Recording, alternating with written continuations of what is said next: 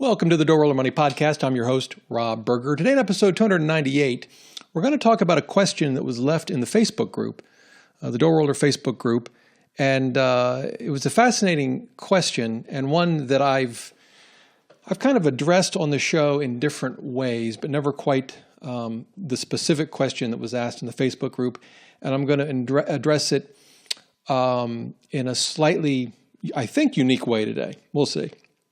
So what was the question? I'm going to actually read you three different related questions that I found in the Facebook group. We're going to focus on one, but they all kind of touch on the same issue. And so here we go. The first one in the main, I guess we'll call it the main topic for today, is from Jamal. And the question is this. He says, I'm 33 years old, no children, and single. I have an actively growing TSP, Roth IRA, and a 401k. I currently have about 10 grand in total debt spread over 3 credit cards.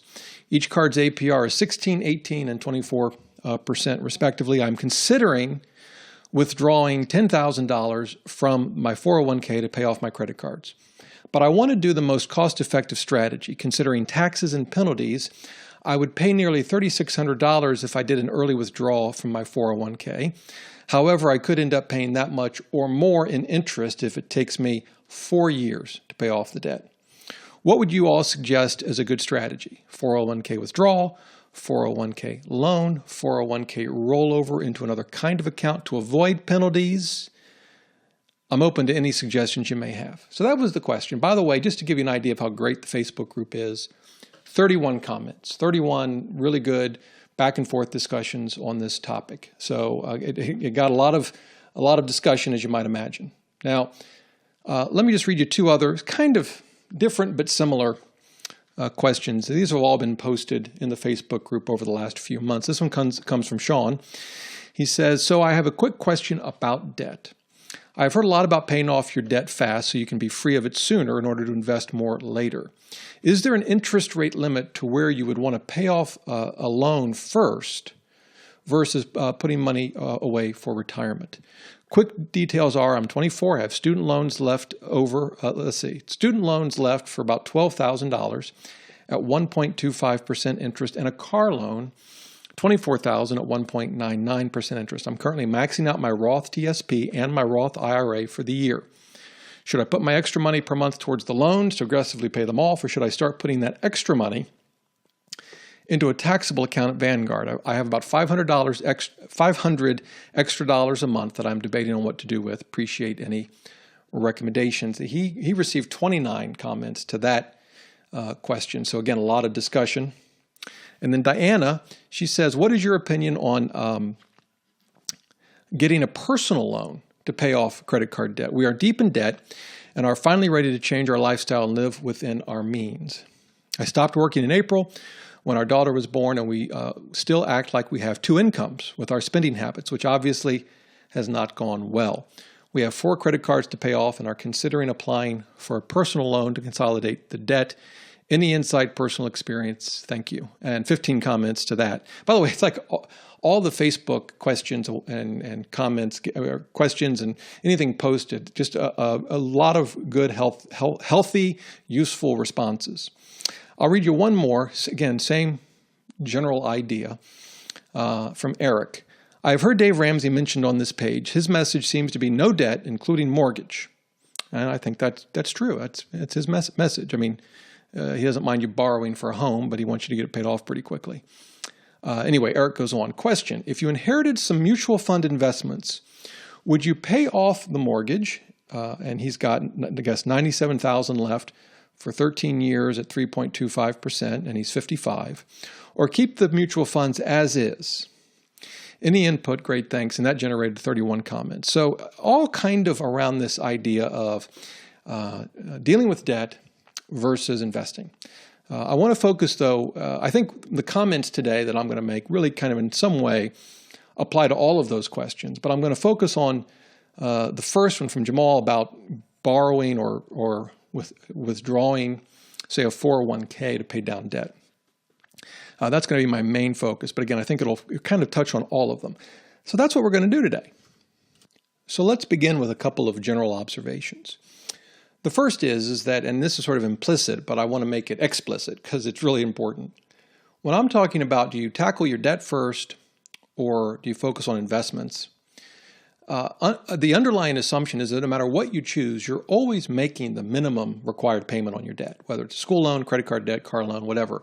That's sort of a given, right? You're always making the minimum required payment on your debt, right? So when we talk about tackling, say, your debt first, at least what I mean is taking any extra money you have over and above the minimum payments to either pay down on your debt or invest. So again, the underlying assumption is you're always making the minimum payments required on whatever debt you may have. That's the first thing. The second thing is, and I think this often gets lost in the discussion, is it's not all or nothing, right? I mean, one answer could be you do a little of both, right? So as an example, in Sean's question, he mentioned he had $500 extra a month. He could choose to take some of it and put it towards his debt and some of it in a taxable account at Vanguard or wherever he chooses to invest, right? So it's not black or white, all or nothing. Now, I know there are some personal finance gurus that talk about personal finance in sort of a black or white way. You have to, this is your first goal, save X as an emergency fund, and then you have to get rid of all your debt. And it's sort of this lockstep. You've got to do one before you think about the other. No, you don't. I mean, you can choose to go that route. You don't have to.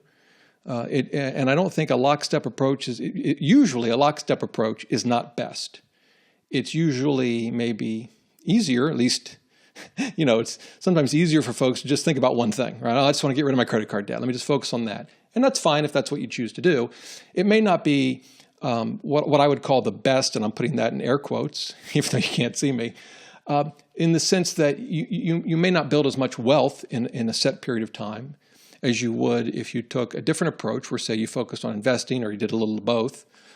But as long as you're taking all of your extra money and you're putting it to one or the other, paying down debt or saving and investing, you're moving in the right direction, right? But I'm just not a believer in lockstep. You can only have one financial goal at a time. That, to me, that's just silly, honestly. Absurd, really.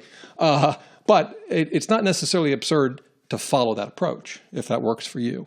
But those sort of two things. One, we're assuming you make the minimum payments on your debt, whatever it is.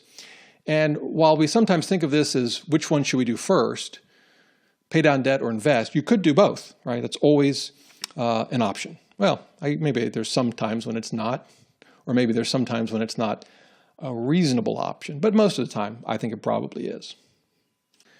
Now, before we get to the specifics of Jamal's question, I want to cover two things as it relates to my own personal thinking on this issue. The first is, and again, I know there are personal finance gurus that preach their way or the highway. I really don't think this is a one-size-fits-all. And I'll give you two examples as to why. Let's imagine you've got credit card debt, $20,000, or school loans or whatever, and it's a really low interest rate. Your school loans are a couple of percentage points, or maybe your credit card debt's on a 0% credit card, but you're paying virtually no interest. And you work for an employer that matches your 401k dollar for dollar up to 6% of your income. Now, of course, not everyone is in the situation I just described, but some of you are. I was in that situation at one point where I worked for an employer that matched dollar for dollar up to 6%, and I had debt on 0% credit card. Now, to me, it would be absolutely the height of insanity. I hope that's clear, my feelings on this, to say, forget investing, forget the 401k, I don't want the match. I want to tackle my 0% debt first. That would be insane, okay, in my humble opinion. Crazy. Now, on the other hand, if you said, I don't even have a 401k at work, and I've got credit card debt of 25 or 30%, well, you're in a different situation. It may make sense to focus on your debt, if not completely, to a large degree, over and say investing in an IRA or in a taxable account, since you don't have, in this hypothetical, you don't have a 401k at work. The point is, because the situation from person to person, family to family can vary so significantly, I think we really need to forget this idea that there's sort of this one financial plan or strategy that will apply to everyone, and it will make equal sense and be equally reasonable in every situation. It just doesn't exist. It's not true. So that's the first thing. And kind of related to that, when you're debating between paying off all your debt versus investing, how long is it going to take you to pay off all your debt? If you tell me it's going to take you 6 months, I'll pay it all off. Fine. If you tell me it's going to take you 10 years, I'm thinking you should probably start investing, sometime before 2028, So again, it's just another way of looking at the same thing, and that is that not every situation is similar. So, you may have a strategy that you've read about that you love. That's great, and if it works for you, that's terrific. But it may not work for your neighbor. It may not work for a family member. Every situation is different, right? We have different levels of job security, right? If you work in a manufacturing plant in Toledo, I picked Toledo because I'm from Ohio. I don't even know if there are manufacturing. Well, there's got to be a manufacturing plant of some kind in Toledo, right? And it's the best job in town, and if you lose it, you have no idea what you're going to do. Well, your situation is probably different than if you are a Rails developer in San Francisco, where you could, if you lost your job this morning, you'd have another one by the end of the day. So again, every situation is different, and that's okay, right? But we shouldn't think that there's just one sort of strategy that fits everyone, every situation. It just doesn't. The second thing is, and this goes to my philosophy, saving and investing is critical. I think you should start saving and investing today.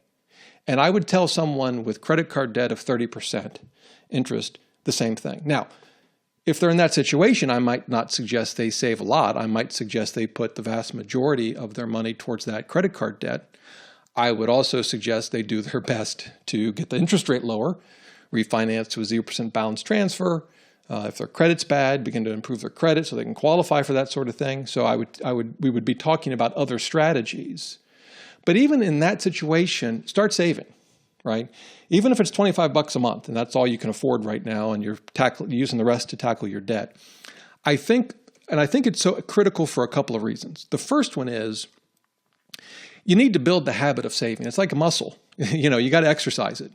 And for a lot of people, saving money doesn't come naturally. It's so easy to hit the end of the month and not have any money left over.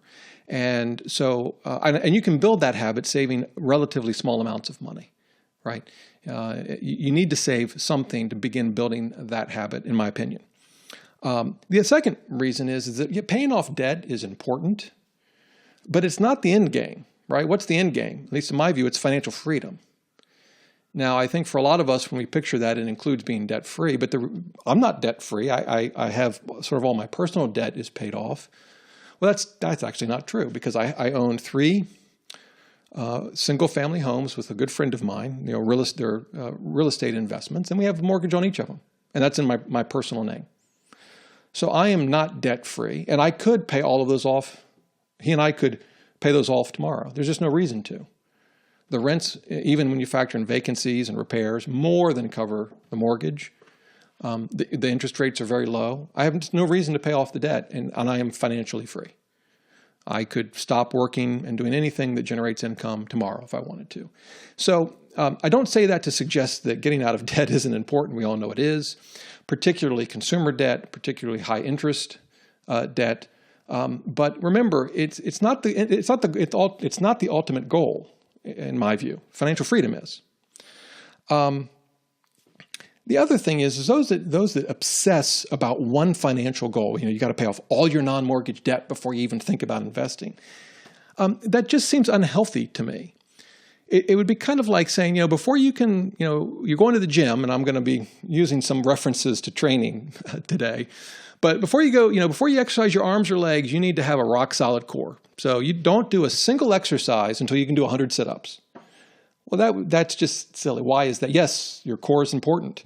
You should exercise it. But it's not the only thing that's important. Yes, getting out of debt is important. It's not the only thing that's important. So this obsession with making that our one and only financial goal for what could be, for some of us, years, it doesn't make sense.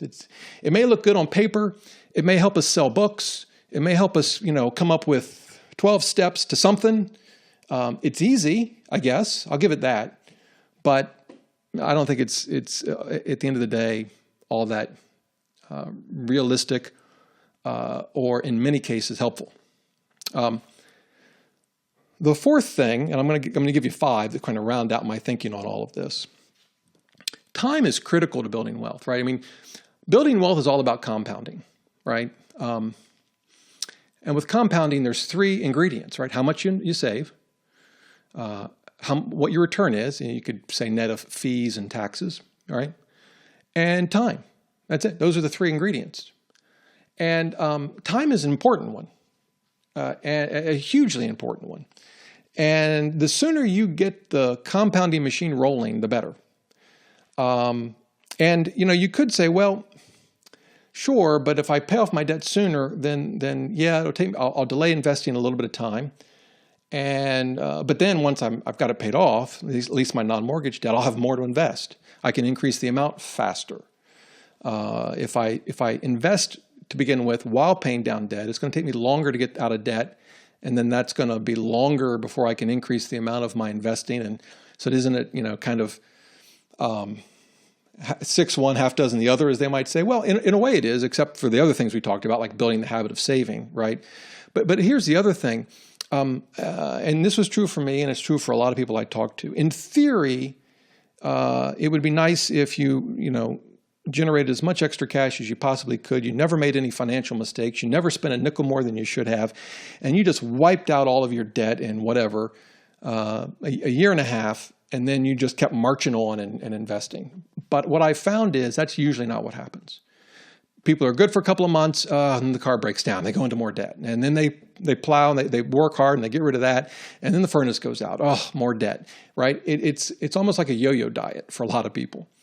And if you're following the approach of absolutely no investing, forget the employer match, forget how low my interest rates might be on my debt, by golly, I'm going to get all of my debt paid off before I put a nickel into a mutual fund, you could just be years and years far greater than what you plan going in before you start investing.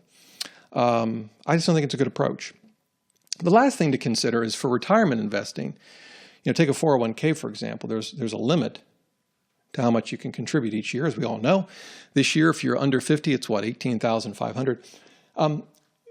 Once this year comes and goes, whatever you've contributed there is all you can contribute, right? You can't pay off your debt between now and 2020 and then call up the IRS and say, hey, I didn't invest in 2018, but you mind if I go ahead and make that contribution now in 2020? You can't. You've lost the opportunity. It's kind of like a flexible spending account. You use it or you lose it. Well, with a 401k, you contribute it, or I can't think of anything snappy to say. You don't contribute it. Doesn't have a ring to it, but I think you get the idea. So for all of these reasons, and I'm sure I could come up with more, I think everyone should be in saving and investing today. Heck, if it's $5 a month, you need to get into that habit of saving money. It forces you to think about your budget in a unique way. And it forces and starts to ingrain in you the habit of saving. So all of that kind of succinctly, or maybe not so succinctly, lays out my view on this issue. But now I want to, Jamal's question is kind of a slight twist on it. He's got some savings already, right? But he's also got some debt. And he wants to in some way tap his 401k to pay off the credit card debt. And so here's sort of my thoughts on his situation. One approach, and probably maybe a traditional approach, would be to say, well, let's compare the two approaches. We'll just assume you have to pay your debt over, I think he said 4 years, and here's your interest rate, and here's the total interest you'll pay. And then let's just compare those numbers to either the cost of a 401k loan. Yes, you pay yourself interest, but your money's out of the market, and you have to figure that out. Or a distribution, you got to look at penalties and taxes, and compare the two. That would be sort of, I guess, the standard approach. And I'm not going to take that approach today. Instead, I want to look at this in a different way. And I want to look at it through the eyes of what I call constraints. And a constraint is just anything that makes it harder to achieve our goals, right? So, the boss comes in and says, I want you to write a memo, 10-page memo on whatever. And then she walks out the door and turns around on her way out and says, oh, and by the way, it's due at 5 p.m. Well, there's a constraint, time constraint, right? Or maybe for this kind of work, you normally work in groups of 3, and she says, and you've got to do it all on your own. It's a resource constraint, right? We have constraints all the time. Constraints affect us in ways where we don't even think about them, right? Now, the 2 I just mentioned, you'd probably be kind of hard to miss those 2. But it's sort of a fact of life. And in fact, in some cases, constraints are the point, right? When I go to the gym to train, it's one constraint after another. But if I didn't have constraints, there'd be no point in being there, right? I mean, when I do a bench press, I usually put weight on the bar. That's a constraint, right? But sometimes the constraints, even in a gym, are surprising, or at least they were to me. So, for example, we're warming up one day, and we were doing some sort of stretching. We were on the ground, and the coach said, "Okay, everyone stand up." And then he said, "Without using your arms or your hands or your arms or your elbows." Okay, well, there's a constraint, and at first I had to stop and think about it. It's like, okay, I've never really thought about it. I always use my arms to get up. Never really thought about this. And I had to rethink how I'm going to do that. Should I pause now for you all to see if you can stand up without using your arms or hands? Probably not a good idea if you're driving. Anyway, another example, a bench press. We all know what a bench press is. Well, one day on my program was a one-arm bench press. And I used a dumbbell, not a barbell. But it was a one-arm bench press. And I thought, that's kind of odd. You know, why would I do that? What's the point of that? It's a constraint, right? I can't use both arms. I can only use one.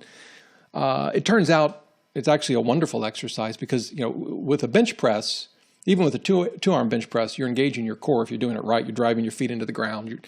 You are engaging your core, even though you're laying on your back. But when you do it with one arm and with weight just in one hand, it changes the equation completely because now you've got to engage your core in a different way. If you don't, what happens? Yeah, you fall off the bench. You know, you put a 70-pound dumbbell in one hand and don't engage your core properly, you ain't going to stay on the bench.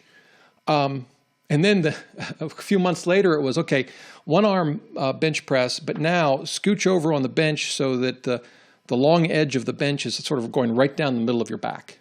So in other words, you're hanging half off the bench, and of course, that's the side with weight in it.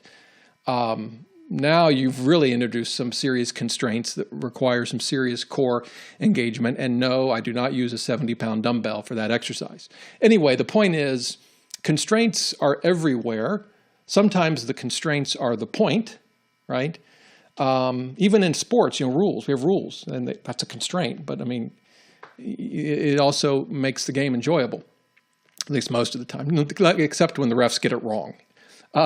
But sometimes constraints are a royal pain. Now, when I look at Jamal's question, the first thing that just jumps at me is a constraint. He's trying to remove a constraint. He wants to, if he pays off his debt, he said it's going to take him 4 years.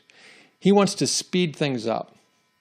So if I were having coffee with him, I would say, well, let's play a game. You've got 4 years, right? Right. That's assuming you just keep making your current payments and whatever extra you have on them, right? Yep. You've told us your interest rates. They're not the worst I've seen, but, they're pretty high. One's 24%. So we're going to add some constraints. The first one is you can't use your 401k. Now what are you going to do?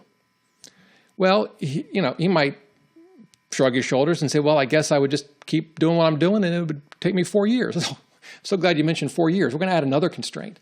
You have to have them paid off in a year. So at this point, people react differently to this kind of conversation. Some people just throw up their hands and say, it's impossible, it's stupid, never going to happen. And others, I can see in their eyes, the wheels start turning. They start thinking, well, how would I actually do that? And you could see them start to work through their own situation, their own finances, trying to iterate through, well, I could do this, I can move that over here. Now, they may still conclude it's impossible, but immediately you see a totally different attitude. By the way, I see the exact same thing in the gym. There are those people that the trainers have to push them every step of the way. They don't push themselves at all. And then there are those who they don't need any trainer to push them. They're pushing themselves far harder than a trainer ever would, right? The interesting thing to me is not that people take different approaches or have different attitudes towards constraint, right? We're all built differently. And in different circumstances, some of us may be more willing and able to try to overcome a constraint, and in other situations, maybe we wouldn't, right? But I think the important thing is to recognize who you are and whether or not you're one of the folks that needs pushing by a trainer and what you might do to change that. So it's in part, it's self-awareness. But in Jamal's case, I would have this conversation. He might say it's impossible. It's impossible, Rob. You're saying I can't use my 401k and I got to pay them off in a year? Can't be done. And I said, well, what if someone would pay you $5 million at the end of the year if you succeeded?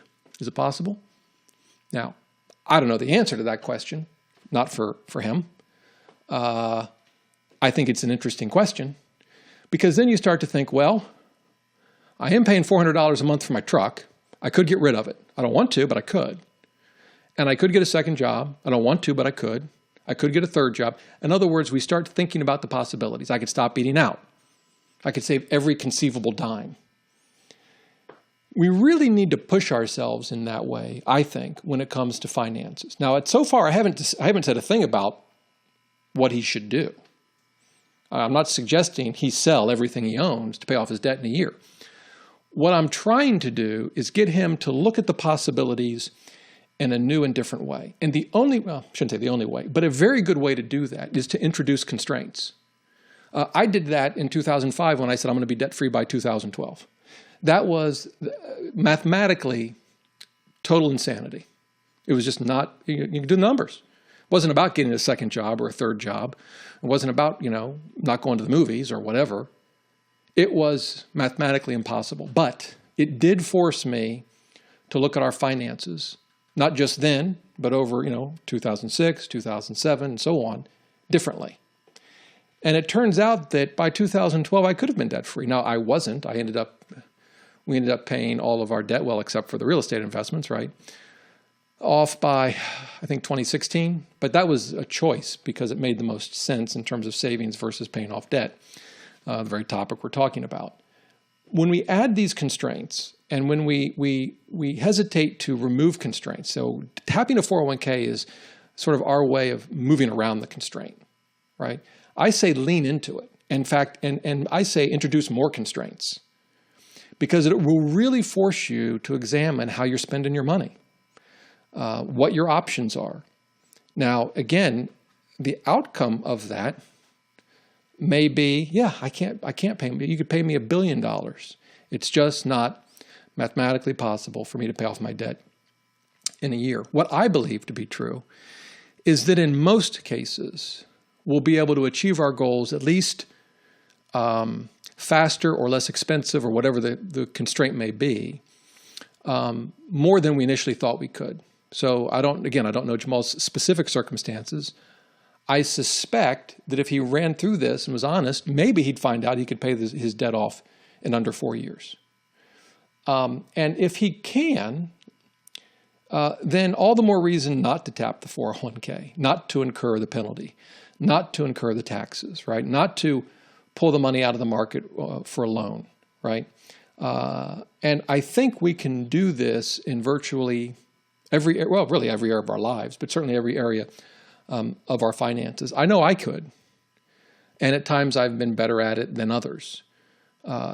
So the constraints will help you see what's possible and really examine the choices that you're making. At the end of the day, the choice is going to be yours, right? What you decide to do. I mean, at the end of the day, he may run through all of these things and he may conclude, I could pay my debt off in a year, but I'm going to still take it out of my 401k.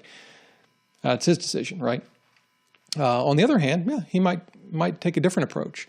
So that really is the sort of key concept that I wanted to convey today, is this idea of, one, not trying to remove the constraints as a matter of fact. There are times when it makes sense to move a constraint. So, for example, in his case, if he could transfer those credit card debt to a 0% card, I would do it. That removes a constraint, right? Lowers the interest rate. There's no downside to that, in my view. But even then, I think going to the 401k, to me, that would be an option of last resort. The other thing that would concern me about it is that you want to examine how you got into credit card debt in the first place, and how confident are you that you won't go back into more credit card debt once you pay it off. So, for example, one option might be, I'm going to using this idea of constraints, figure out truly how I can tackle this debt as quickly as possible. And then I'm going to follow that approach for 6 months. And I'm going to see, did I go into more credit card debt or didn't I? And whatever spending habits, if that's what they were, it may not have been spending habits. It could have been a medical issue, right? I don't know the specifics of the debt, but let's assume it's spending habits. Certainly that would be the case for some of us, many of us perhaps. If I've broken those habits, am I now, living without going into debt? And beyond that, am I spending in a smart way? And if you remove the constraints and sort of take the easy way, you're never going to know that, right? Or you're going to find out when it's too late and you don't like the answer. So yeah, that's the main point. Constraints, we don't like them many times, but they can be extremely useful. Sometimes they're imposed by others, like the interest rates imposed on Jamal's debt by the credit card issuer. I mean, he had a choice in the matter, but those are the interest rates they've set. And constraints he may impose on himself, like, no, I'm not going to touch my 401k, and no, I'm not going to accept that it's going to take me 4 years to pay this off. Let's see if I can get it done in a year. Now, by the way, he may fail. He may set 1 year as his goal, and it may take him 2. I would consider that a success, but I suppose it's a failure in the sense that he didn't meet his 1-year goal if that ends up being his goal. Sometimes failure can be beautiful. So think about the ways you can use and leverage constraints. I have one constraint I had in my business is the production of content. How do I produce great content when it's written by other people? And how do I produce it quickly? And efficiently, but of high quality, right? And that introduces a host of constraints. You've got different writing styles. You've got different editing styles. Some people are faster and turn the work around faster than others. And I have an editorial calendar and trying to push this content out. Now, I could try to take the easy way out, right? If I had the resources, just throw a ton of money at it. It's going to hire 50 writers. That's all. It's going to hire more and more writers. Or I could say, you know what? I'm going to stick with 3. Now how do I do it? That's a real constraint, given the amount of content I wanted to produce when I was making those calls. Now that's a real constraint. Now how do I make that work? And it forces you to think creatively. It forces you to think outside the box. How am I going to reach my goal? The goal hasn't changed. I've just imposed a constraint. Now it wasn't an arbitrary constraint, right? There was a good reason for me not to hire 50 people and to stick with 3 or 4 writers, 5 writers. But it's a constraint, and it forced me to do things that I probably wouldn't have done had I had some unlimited budget and could throw dozens of writers at the problem. And I think the outcome was a better product. It's funny when I talk to business owners and their startups, and they're like, "Yeah, I got 50 employees." They're kind of proud about it. And I'm thinking, really? Why can't you do it with 30? Now, I don't actually say that to them. I probably should. It's sort of in this venture capital world. It's like the more employees, the better. Really? Why is that? Why can't you do it with fewer resources? Constraints, they can be a beautiful thing. That's my message for you today. Don't always resist constraints. Use them to come up with creative solutions that you wouldn't otherwise come up with.